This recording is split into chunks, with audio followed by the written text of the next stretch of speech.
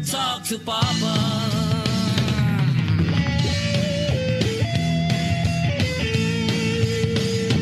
Hello, good morning! Hello po, good morning po. Good morning! Saan binibini ang ating kapiling? Anong pangalan mo, binibini? Bell po. He? Ano? Bell po, Bell. Bell. Okay. Sige mga kapuso, si Bell ang ating kapiling. Balita namin, problemado ka daw, Bell. Anong nangyari, Bell? Kwentuhan mo naman kami. Kasi po may karelasyon po ako. Nitong mga few months lang po. Few months. Few months. Sorry ng few months. Saan mo naman ito natisod? Few months lang po kami naghiwalay. Hindi. Muna isa nagkakilala muna tayo. Paano nag-umpisa? Kasi po dati po, nasa Jensen po ako noon. Jensen? May nakilala po ako sa online, sa Facebook po. Okay. Tapos, nag-add po siya sa akin, tapos in-accept ko siya. Hanggang sa nag-chat-chat na kami noon. Tapos siguro po mga ilang months yun na nag-chat-chat kami ng gano'n. Tapos pumunta ako dito ng Manila. Tapos nung pumunta ako dito, nalaman niya, so nag-meet kami. So baka naman talaga kaya ka pumunta dito para i-meet siya. Hindi kaya ganun. Hindi po. taga Maynila talaga. Mag-abroad ka. Okay. Taga Maynila talaga yung kachat mo. Hindi po, taga-Leyte din po siya. Pero nandito sa Manila. Opo, dito po siya nag-work. Okay. So bakit ka pumunta ng Maynila? Requirements. Kasi nasa accommodation po ako mag-stay no, kasi mag-abroad po dapat ako. Okay. So ngayon, parang tinuhog mo na. Oo. Pupunta ka ng Maynila, magtatrabaho, mag-requirements, tapos at the same time, nag-start kami. Hindi magkikita. Diba? May ginagawa din ka na rin na. Tutuhog ka na na tuhugin mo na. Yes. Para all in one. True. Kamusta? Nasa accommodation po ako nung nag-stay. Tapos, bawal po kasi lumabas po sa accommodation. Bakit? Kasi po, inaano nila na baka mabuntis daw, ganyan na makagawa. Tapos pag lumabas. Tapos matutuhog. Tama nga naman. Kasi pumunta ka dito para magtrabaho. Totoo. Ibig sabihin, nangyari na yan dati. Lumabas, nagpaalam, buntis pagbalik. Oo, mahirap. Diba? Marami po daw kasing case na ganun nangyari daw. May history na. Bawalan. Hindi sira ang kinabukasan. Nakapagsanla ng baka at kalabaw. Yan. Hindi nakaalis. Tapos yung kalupaan, nandun na, kinamkam na ng iba. Tapos po hanggang sa siguro nagtagal na ako sa accommodation kasi nag-aantay na ako na process yung paper ko. So, nagsikreto ako ng mga Ay! Naku po, eto, sikreto. Makikipagkita ka? Opo. Ay, naku talaga. Kailangan kami magkita, hindi pwedeng hindi. Nandito na din ako itutuhog ko na to. Anong pangalan ng lalaki? Tawagan lang po natin Darwin. Darwin! Saan naman kayo nakita ni Darwin? Lumabas ka? Sa Cavite po. Kasi sa Cavite po yung accommodation namin. Okay. Tapos po yung nag-meet kami, hindi pa nga ako makapaniwala nung una kasi akala ko hindi talaga siya. Bakit? Anong meron sa kanya? Iba po kasi yung sa personal. Sa personal na itsura? Disappointed ka ba o approve? Bakit? Bakit ba? Sa personal? Hindi na kasi yung height niya. Maliit. Maliit. As in, sobrang liit? Hindi naman po sobra. Okay. Pero malamang ako sa kanya ng height. Okay. Anong nangyari doon sa date nyo? Yun, tapos masunod-sunod na yung date namin ng gano'n. O tingnan mo, ayaw mo dun sa height pero sunod-sunod pa na yung labas mo. Tagas ng ulo mo, no? Tapos? No choice. Hindi, choice mo yun. Anong no choice? May choice ka. Ang manatili sa accommodation. Pero pinili mo makipag-meet kay Darwin. Ang tanong. Kasi boring po talaga sobra sa accommodation. Wala ibang ginagawa. Ang tanong, may nangyari ba sa inyo? Opo. Ay! Goodbye abroad. Yes. Alamang. Goodbye accommodation. May iba nang magkakalinga. trabaho ang pinuntahan sa Maynila at Cavite. Pero ang nangyari? Ay, nakipag-meet kay Darwin. Ay, nako. Ano kaya? Feeling ko mabubuntis ang ating bida. Ay. Nakakabuntis kasi mga maliliit na yan. Tawag dito, nagbalik-balik eh. Oo. Inulit-ulit. Ulit-ulit. Anong sunod na nangyari? Happy ba sa piling ni Darwin? Nung una po. Nung una? Anong meron nung una? Kasi wala namang problema sa relationship namin. Tapos po, one day, pinatawag po kami ng man-lamit accommodation kasi may problema po daw din sa medical ko. Ay! Buntis ka! Hindi po. Anong problema sa medical mo? Sa sa x-ray ko po. May nakita kasi silang scars sa baga ko, so kailangan ko pa po daw magpa-hearing. May nakitang spot. Nagyoyosi ka ba? Hindi po, wala po akong bisyo. Family na po namin yata. Ano? Nasa family po namin yung problema kasi yung scars. Ay.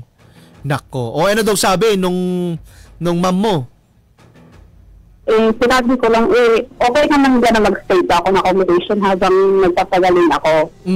So, nag-decide na lang po ako na lumabas na pumunta dun sa kapatid ko sa Tagaytay. Tapos sabi po ako sa kanya kay Darwin. Sabi ko na yun, may problema nga ako dun sa medical ko. Sabi niya, baka siguro hindi mo talaga para sa abroad, hindi ka siguro para sa abroad. Sabi ko, hindi. Sabi ko, baka ano lang yan, baka talagang nagka-problema lang, sabi ko. Mga ilang buwan o ilang taon bago mag-heal yung scar? Ano po daw, ibigyan ako ng gamit mo, mga 6 months po daw. Medyo matagal-tagal yun. Tagal mo sa accommodation. Paano yun? Wala kang bayad? Kaya nga po, wala po. Kaya nga po, lumabas ako. Kasi habang nag-stay ako doon, trabaho na lang po muna ako. Tama. Sayang din kasi yung 6 na buwan. Yes. Tsaka may ate ka naman pala sa Tagaytay. Hindi po, bunsong kapatid ko namin. May kapatid ka sa Tagaytay. Ikaw yung ate. Ano nangyari? Tapos sinundo ako doon dahil sa accommodation. Ay, ba't pumunta kami ng Tagaytay. Oo. Sinundo niya ako kasi sabi ko, lalabas na ako kasi maghahanap ako ng girl. Mag-jowa na nga pala kayo. Opo. Tapos nung pumunta na ako doon sa kapatid ko, palagi na siyang nandoon. Lagi na ako niyagalaw. Siyempre, mag-jowa na eh. Oo. Cavite lang naman at saka Tagaytay. Magkatabi lang yun. Yes po. So, nung wag yung relasyon, nagkaroon po ako ng trabaho siya. Naghatid po sa akin sa trabaho. Tapos, hanggang po sa one day na kailangan mo na rin po bumalik ng trabaho kasi tracking driver po siya. So, malalayo-layo po yung biyahe niya. Nag-aabot po sila ng Mindanao sa biyahe. So, one day po, ang communication namin nun is na lang po, cellphone, social media, messenger, gawin po. Wala naman po kaming problema. Hanggang sa one day po, nung nag-swipe na ako ng cellphone ko, nakita ko sa feed na may kasama siyang babae. Ay! Naku, ba't daw may kasamang babae? Baka kapatid. Sino daw yon? Nung kinonfront ko na po siya, nag-chat po ako, sinisin lang ako. Tapos, sabi ko, sabihin mo lang sa akin yung totoo kasi wala naman tayong problema sa relationship namin kung hindi na tayo nag-aaway. Sino daw? Sabi na friend nila lang daw po. Ay! Naku, hindi ako nagpapaniwala sa mga friend na ganyan. Ako din, mahirap. Ay. Sino yon? Ang totoo, sino ang babae na yon? May inistok ko po yung babae kasi nakatag eh. May inistok ko po yung babae. Nung nakita ko po ako doon na picture nila, nasa isang kwarto sila. Ay! Asawa. Feeling ko may asawa. Hindi, paminsan kasi yung mga driver na ganyan. Kung saan nadidestino, doon may asawa. Ay! Patay ka din. Agoy! Agoy. May mga ganon. May mga anak sa iba't ibang lugar. Ganyan. Okay. Nagkakalat ng lahi. Yes. Ngayon? Tapos po, kinonfront ko na po talaga siya. Ginawan ko rin, kinuhanan ko po ng screenshot yung nakita ko rin sa photo. Okay, ganito na lang, Bel. Diretsuhin na natin. May relasyon ba sila? Yes po. Ay! Ano siya? Ngayon, anong nangyari sa inyong dalawa? Tinawagan ko po siya, hindi ko po talaga matigil yung feeling ko that time. Kasi syempre, hindi ko naman expect na magagawa niya sa akin yun. Tapos, yun, umiiyak na siya, nangingi siya ng sorry kasi daw, minsan kasi pag nagtatampukan kami, sabi ko baka may iba ka ng babae dyan, kaya siguro ang tagal mo makapag-contact sa akin. Tapos sabi niya, kaya bagay po nagawa rin kasi pagbintangan ko daw siya, kaya pinatuo na daw niya. Ay! Ang galing naman niya. Kasalanan mo pa. Kasalanan mo naman pala. Siya na nga nakagawa ng kasalanan, ikaw pa yung dahilan kung bakit nakagawa siya ng kasalanan. Kakapal ng mukha. Sita, pinagbibintangan mo lagi. Eh, di totohanin na nga para hindi ka nun mag-isip. Okay, ngayon, nagkaayos ba kayo? Hanggang sa hindi, hiwalay na po talaga ako sa kanya. Ay, yan na nga. Hiwalay na. Nako. Ay, nagpapagaling lang ang ating bida at pupunta ng abroad. Ay, nakasalanan talaga ito. Bakit nagpagaling pa? Nako, may iba ng babae si Darwin. Hindi kinaya ng ating bida, wala tayong problema. Oo. Pagkatapos sasabihin mo, meron kang iba? Pag hindi tayo okay, may pinupuntahan ka, ay hindi pwede yan. Lagod. Nako, goodbye Darwin. Paano na ang ating bida? E di ngal-ngal. E di iyak. Diba?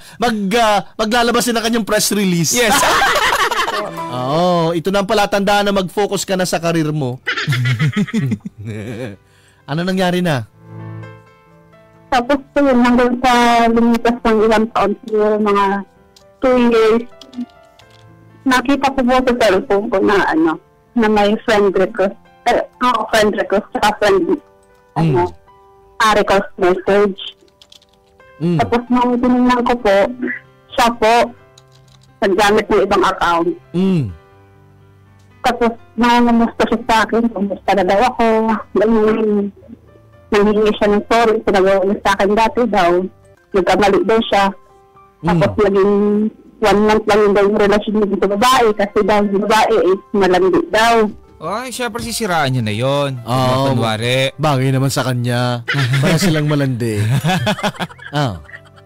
Tapos po, nanghingi po siya ng second chance. Ay! Tapos po, willing ako na pagbigyan. Pinag-iisipan ko po talaga. Sa totoo lang naman po, may feelings ka talaga ako sa kanya. Kasi sobra ko siyang mahal ng kalita. Ay, tama nga naman. Tapos sabi ko, sige, basta i-promise mo na sa akin na hindi mo maulit gawin yun. Kasi sobrang matawa akong ginawa mo. Tapos nung gano'n na, naging kami na ulit. Tapos, nag-decide na kami na magsama kami sa isang lugar. Ay! So napatawad mo ang person? Yes po. Ay, ba talaga nagagawa ng pag-ibig? Oo. Paano, di ba? May plano ka na pumunta na iba bansa, 6 months sila magpapagaling ka. Nakilive-in ka na. Ano ba talaga ang gusto mo mangyari sa buhay mo? Kasi ayaw na pumayag ng mga anak ko sa Jelson, mag-abroad ako. Kaya pinursu ko na po yung trabaho ko dito sa factory. Sandali. Mga anak?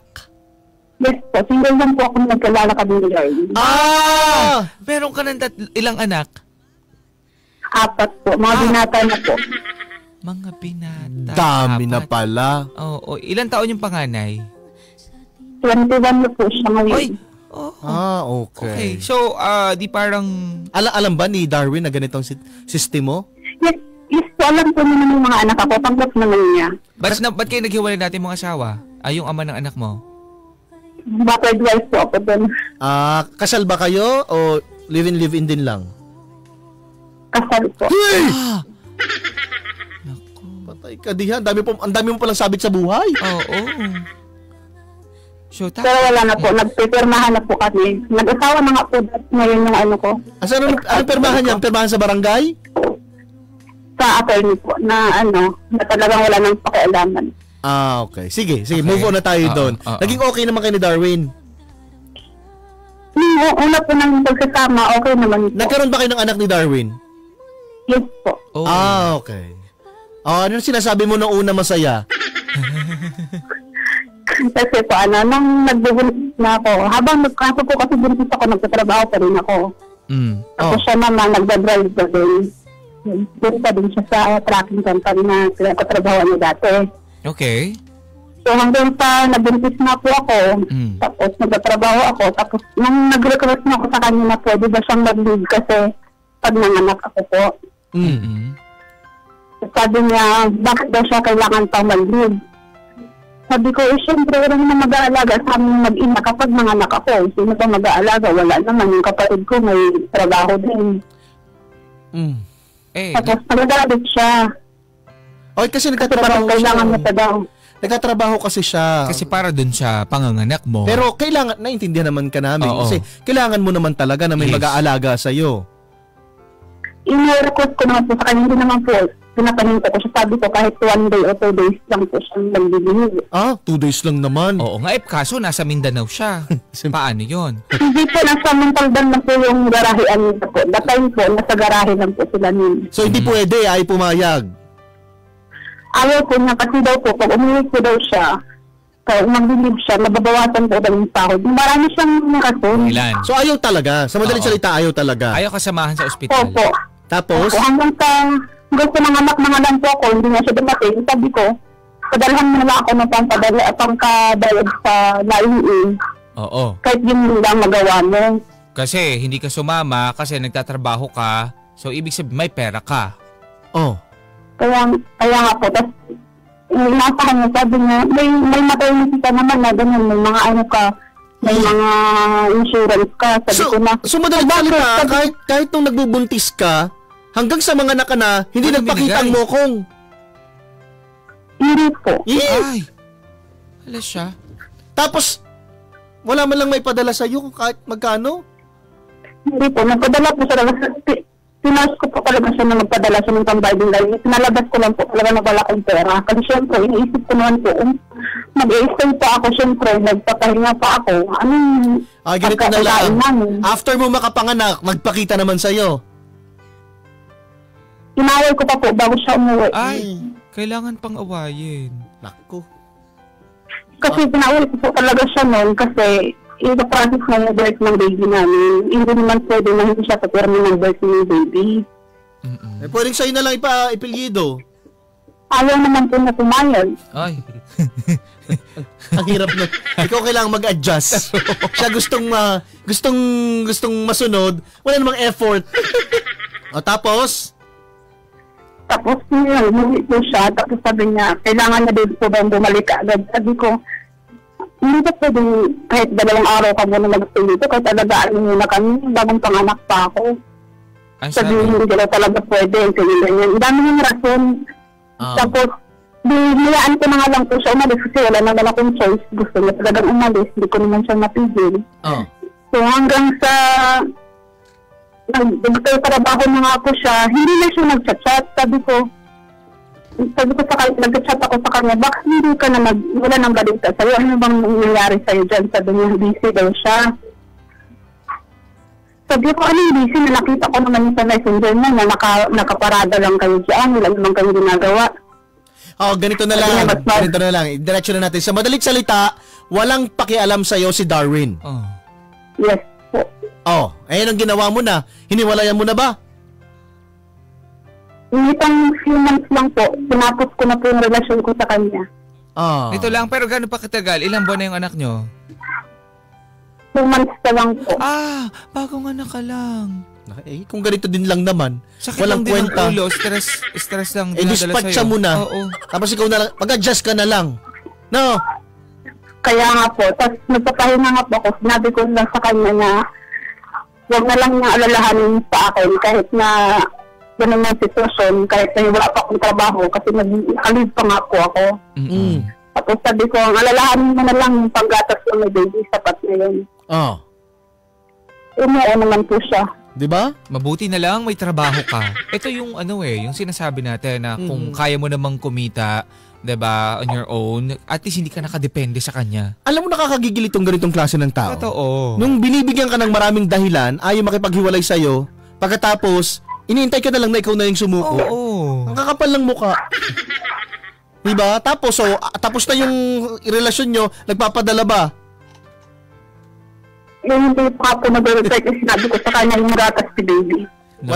Wala kang aasahan dyan. Sarili mo lang talaga ang aasahan mo ngayon. So, kumusta ka ngayon after nung hiwalayan ninyo nung lalaking yun? Opo, nagbumukmuk mag-isa. Nako. Ay, ganun talaga. Ganun talaga ang magagawa mo. Inalayo ka na sa mokong na yan. Bumalik ka pa. Ang tagas din ang ulo mo. Diba? Hindi na natuloy ang pag-a-abroad mo nang dahil dyan sa mokong na yan. Sayang. Pero no-change po. Sobrang mahal ko po kasi. Ay, naku. Kabulag talaga ang pagmamahal na ito. Kung minsan, nanggigigigil talaga ako sa pagmamahal na yan. Yes. Pagmamahal sa maling tao. Diba? Kapag mahal nyo ang isang tao, make sure din naman, diba? Bilang respeto lang sa sarili nyo na ibabalik yung pagmamahal sa inyo. At saka pag sinasampal na po sa inyo ng mundo at ng buhay, kung gaano ka walang kwenta ang mga lalaki o babaeng minamahal nyo, tanggapin nyo po. At sana maintindihan nyo. Kasi kapag isiniksik at ipinilit nyo pa yung sarili nyo dyan sa pagmamahal, ganitong mangyayari sa inyo. Mabubuntis po kayo. Diba? Naku, siya taste tayo. Ganyan na lang. Tapos na ba ang problema ng ating bida meron na si pa. Bel? Meron pa. Ay, suki ng problema to. So ngayon iniwan mo na, ikaw na lang nagpapalaki ng anak mo. Opo. Anong sunod na nangyari? May nakilala po kasi ako ng dati before sa kanya nagkabalikan ni Darwin. Ay, may nakilala. Anong pangalan ng bago? Edsel po. Si Edsel. Saan mo naman nakilala si Edsel? Makalat-kalat ito si Edsel. Yan tuloy. Sa isang apps lang po, sa Star Maker po. Saan? Star Star Maker po. Yung mga kanta. Yes po. Nakakanta po kasi kami. Kumakanta ka din doon. Opo. Captain po ako doon. Hindi kami naniniwala. Ano? Top 10. Captain po, captain. Captain. Okay. So, ibig sabihin magaling ka kumanta? Hindi naman po Hindi masyado. naman. Parinig nga. Oo nga. Isa lang. Isang birit dyan, oh. Wag na po. Sige, kumusta si Edsel? Anong pangako ni Edsel? Nagkaanak po kami ng Edsel dati. Ha? Ang dami mo ng anak, te! Wait lang. Yung 4 mong anak, hindi lang isa ang tatay? Hindi po. Yung 4 po, sa talagang asawa ko po. Talaga yung pinakasalan po. So, iba kay Darwin, iba kay Edsel? Yes po. Ha! Naku po. So, siya yung tatay nung una mong anak. Siya yung asawa mo? Si Edsel po. Hindi, iba yung asawa. Iba si Edsel, iba si Darwin, iba yung asawa. 3 yon. Tama ba? Yes, 3? So ngayon, nung nagkahiwalay kayo, nitong si... Before po kasi kami nagkabalikan ni Darwin. Nagkaanak na po kami ni Edsel. Ang dami mo, no? Grabe. Akala ko buwan lang yung pagitan bago maging kayo ulit. So ngayon, anong siste na? Hindi kasi po, ang nangyari po kasi noon, 2 years ago po, nung nagkabalikan po kami ni okay. Bago kami nagkabalikan ni Darwin. Wait lang, bali ilan total ang anak mo? Doon natin malalaman. 6. 6? Yes po, 6.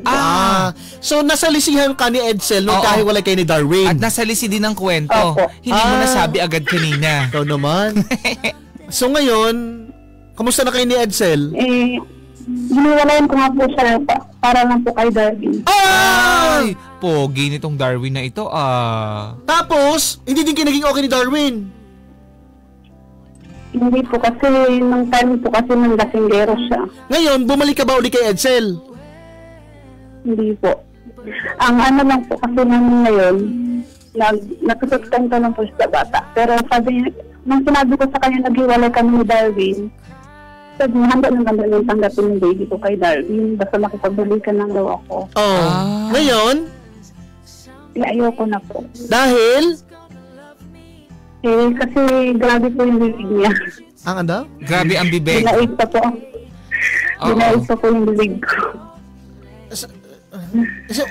Walang gusto makipagbalikan. Ngayon si Edsel gusto makipagbalikan sa'yo, willing tanggapin. Yung si Darwin, ako po yung nag-aantay. Naghihintay ka kay Darwin. kumusta na yung anong balita kay Darwin? Yun na nga po kasi mas mahal ko po kasi si Darwin talaga.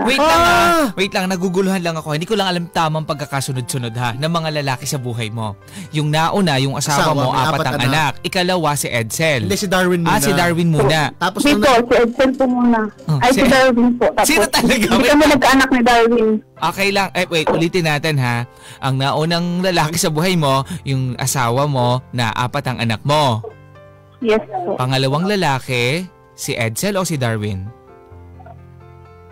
Nauna po si Darwin sa buhay ko noong time. Pero si Darwin, nagkaanak. Bumalik kay Edsel. Nagkaanak kayo ni Edsel. Nagkakilala po kami ni Edsel. Nagkaanak kayo. Nagkaanak po kami. Tapos, ayaw mo na kay Edsel, bumalik ka kay Darwin.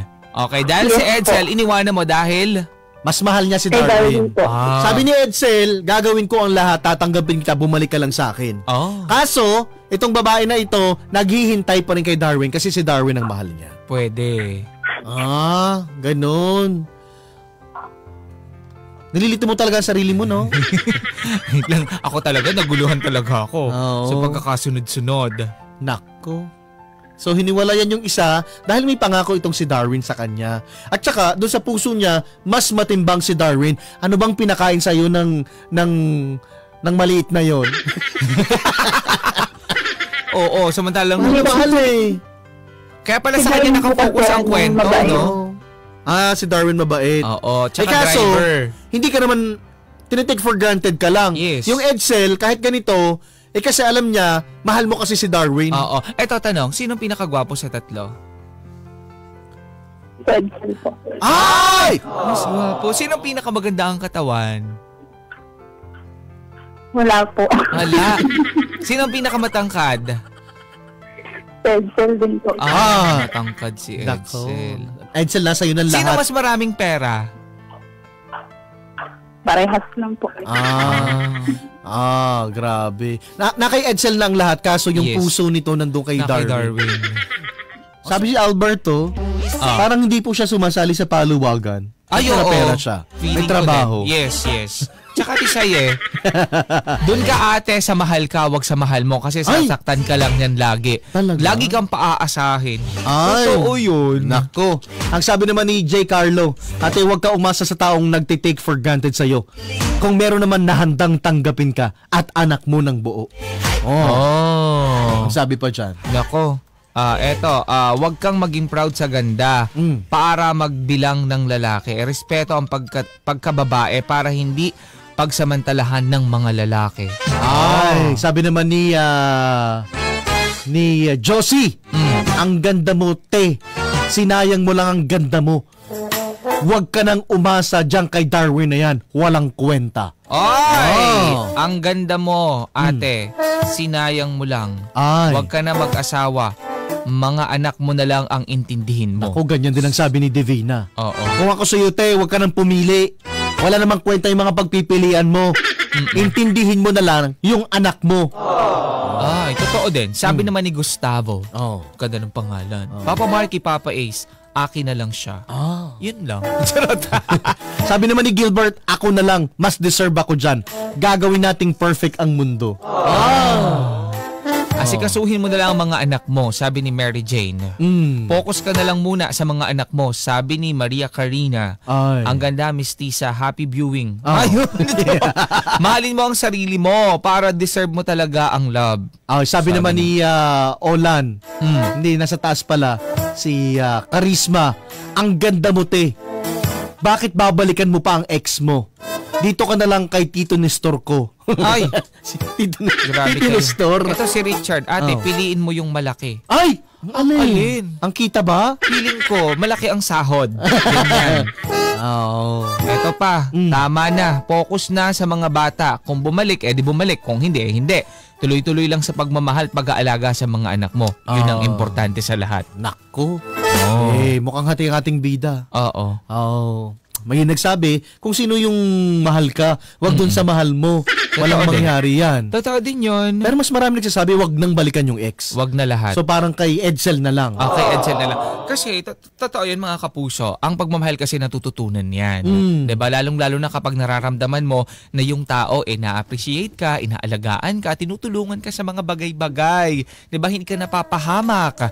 Dun sa taong mahal kasi natin talaga minsan, sila yung mga kaya tayong paglaruan, 'di ba? Kaya tayong saktan kasi alam at the end of the day babalikan natin. Kasi nga mahal natin, mag-away man magiging okay kasi mahal natin nate-take advantage tayo. At saka matuto po tayong madala sa buhay. Totoo 'yan. Hindi ka man madala-dala sa mga nangyayari. Totoo. Ang mga kapuso, ang pag-ibig po, binibigyan ka ng maraming dahilan para manatili. Hindi po yung inihintay ka na lang para sumuko. Yes, yung bitaw na bitaw ka na. Pagkatapos binigyan ka na ng maraming dahilan para sumuko, binabalik-balikan mo pa. Binibigyan mo pa ng benefit of the doubt ang isang tao, 'di ba? Na hindi kaya lang niya nagawa 'yun kasi ganito, baka kasalanan ko, 'di ba? 'Yun ang sinasabi sa kanya. Kasalanan niya daw puro duda. Duda. Tapos tinotoo, ganun ba yung tamang isagot sa'yo ng taong sinasabi na mahal ka? Hindi po ganon. At saka baka by this time, ma-realize mo na, hindi pala lalaki yung kailangan ko sa buhay. Yes, babae. Mga anak. Nandiyan yung mga anak mo Baka kailangan niyang pag-ibayuhin yung kanyang pagtatrabaho. Kasi hindi lang 4, 5, kundi 6 pong kanyang anak. Yung mga inaasawa naman niya, ewan ko lang kay Edsel pero yung mga inaasawa niya ay mga ganito. Tinatakasan lang siya, inaanakan lang siya. At saka alam mo yon, yung baka mamaya sobrang focus mo dito sa mga lalaki na to, nakakalimutan mo talaga yung mga anak mo. Nako. Sila yung mas nangangailangan ng kalinga at pagmamahal galing sa'yo kasi mga kadugo mo sila. Etong mga taong lalaki na to, hindi mo sila kaano-ano. At saka wag po tayo maghabol, hindi po tayo aso. Yes. Aw, sabi niya. Ay, ang gusto lang naman namin ay mapabuti ang lagay ng ating bida. Napakaganda niya. At may 6 na anak siya. Baka kaysa maghabol siya doon sa taong hindi siya binibigyan ng halaga, baka may mga importante na dapat paglaanan ng panahon, atensyon at buong puwersa ng sambayan ng Pilipino. Ay! At saka mga kapuso, bilang babae, wag natin hinahayaan nilalapastangan tayo. Okay? Sa pangluloko ng mga lalaking ito. Pero kung minsan, mayroong mga enjoy na enjoy. Pag nilalapastangan. Yung mga ganun Huwag. Wag po kayo nasasanay ng ganun. Kasi pag umalis po yan, lagot. Hanap-hanapin niyo po yung paglapastangan sa inyo. Hello, Bel. Hello po. Bel, napakinggan mo ba ang sabi ng ating mga bida-bida? Yes po. Okay. Ngayon ba medyo naalog ba ng konti? O talagang ipagpipilitan mong katigasan ng ulo mo kaya napapala mo yan na buti nga? Ay, pasensya na. Hindi pala yun. Hindi. Ano nang desisyon mo? Mag-focus na po ako sa mga anak ko. Ayaw mo kay Edsel bumalik? Ayoko na po. Medyo matalim kasi ang bibig ng Edsel si Darwin, hindi mo nahihintayin. Ano po? Hindi mo nahihintayin si Darwin? Hindi na po. Wala na po. Kaya ko naman buhayin po yung anak namin. Di maghanap na lang tayo ng iba.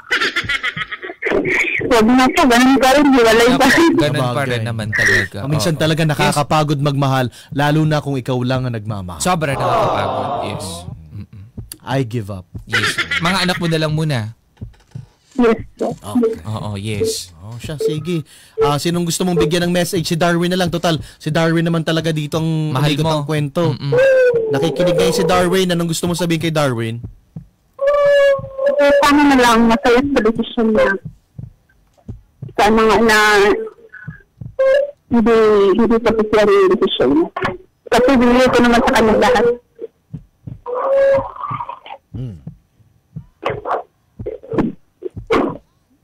Yan lang? Opo, yun lang po. Barangay LS 97.1 Forever Number 1